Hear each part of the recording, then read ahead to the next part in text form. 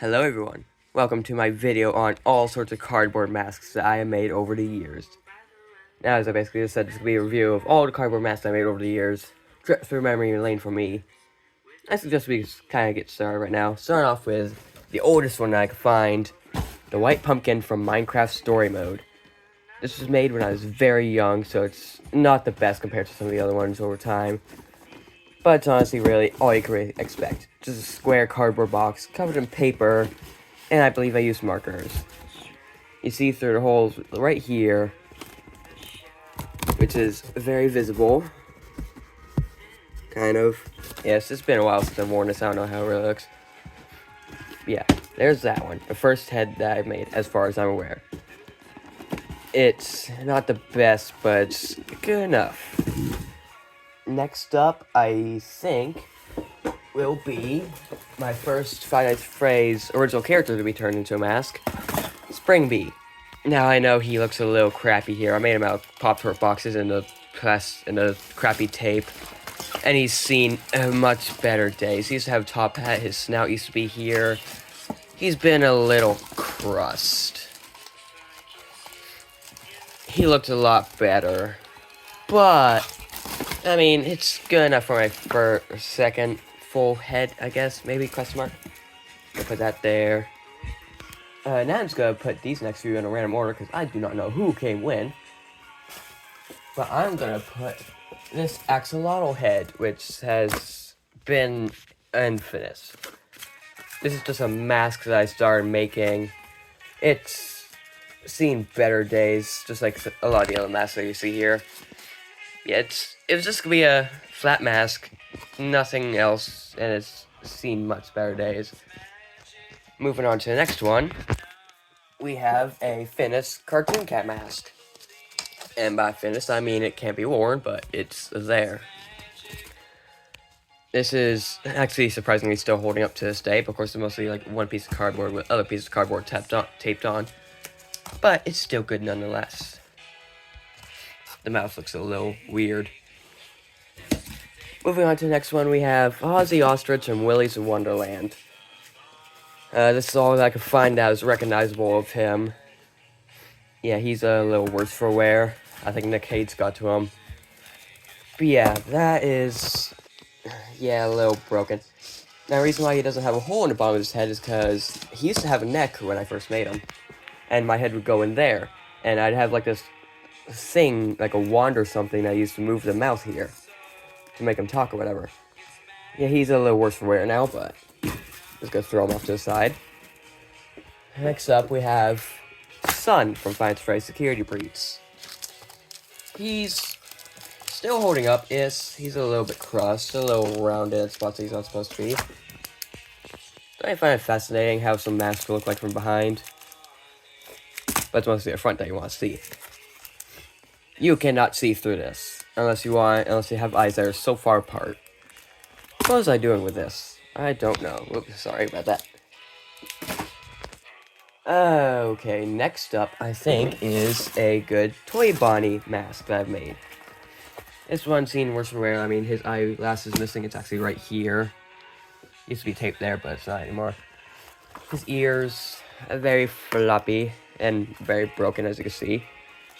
Jaw is a little, I mean, it's the best I could do for a mask that I haven't made since one of those guys. And this one you can actually wear, hooray. Anyways, moving on, we have the first 3D mask I made in a long time. Is this Bonnie. I think it was originally supposed to be FNAF 1 Bonnie, that turned movie Bonnie, and now he's crust. Still semi-holding up, but yeah. Jaw moves perfectly well. Ears are a little small for his head. I mean, it's the best it can. There were lights in here, but they're just kind of gone now. Yeah, he's a little worse for wear right now, but he's good enough.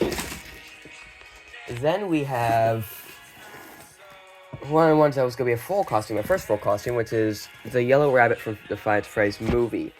Move off to the side there. Yeah, this is the Yellow Rabbit from the Five Nights at Freddy's movie. He didn't age well. He aged like milk, really. He used to have eyelights here, or he used to have eyeballs here, but I removed them for another mask that you might see later on. His ears are a little heavy, especially this one, because I ripped out most of his things in there. Jaw's a little broken. Oop. Yeah. Try to show you the inside. There's the inside. Yeah, it's a little worse for wear in there. So yeah, he's seen better days, but I mean, it's my first time using fabric as well for this one, so I'm proud of him, kind of. Big step in the right direction. I decided to try and rebuild him. There's his jaw, and here's the upper head. This one looked slightly better, but I kind of abandoned it considering the eyes were a little, like the forehead looked a little small, or the eyes were a little big. And now he's just crust and stuff. Not exactly easy being in that bin right there. Especially being crushed by other things like costumes from previous Halloween use and whatnot. Go throw it up there.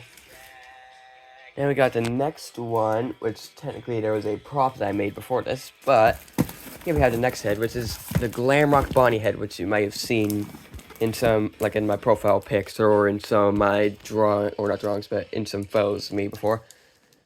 This was the Yellow Rabbit, or this was the Yellow Rabbit's original eyes. Okay, hang on, there's an ad playing during my songs. Sorry.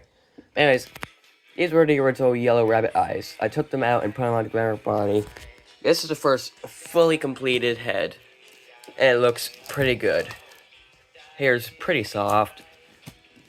All it really took was a bit of paint and cardboard and tape, and he's alive. Just gonna throw him over there. Let's move on to a prop real quick. Such as Cupcake, which you might have seen in my most recent sort that I did with a duet with someone. His eyes would glow, but they don't want to glow anymore. His candle glows. Let me see if I can get it going. Maybe question mark? Can I? It's a little hard. It's a little hard to do with one hand, but got it. Yeah, his candle glows, which is a pretty nice detail that I added. And like I said, his eyes would glow, but they don't glow, or they're refusing to glow right now. Not really much inside. There's a remote for the eyes. And I have like a hole in the back of the head for repairs and stuff. So yeah, I'm proud of him. Off to the side he goes. Now we got a big prop that I made for Glamrock Bonnie. Still kind of working on it. I need to add more tape around it, but it is his guitar. There's this whole view of it. It is a very big, and I'm proud of it. I even like how I did the design for it. Alright, go put that off to the side. Stuff is falling. Oh no. Then we have two things for a costume that I'm currently working on.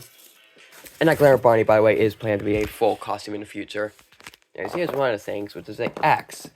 I know I technically didn't make this. This was a axe I got from a old fire truck ride vehicle that I had when I was a younger kid.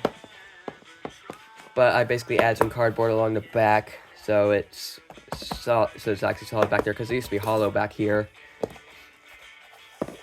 Yeah, painted it so it looks more like an actual axe. Added all this nice blood-looking details. And now for the head that goes with that axe.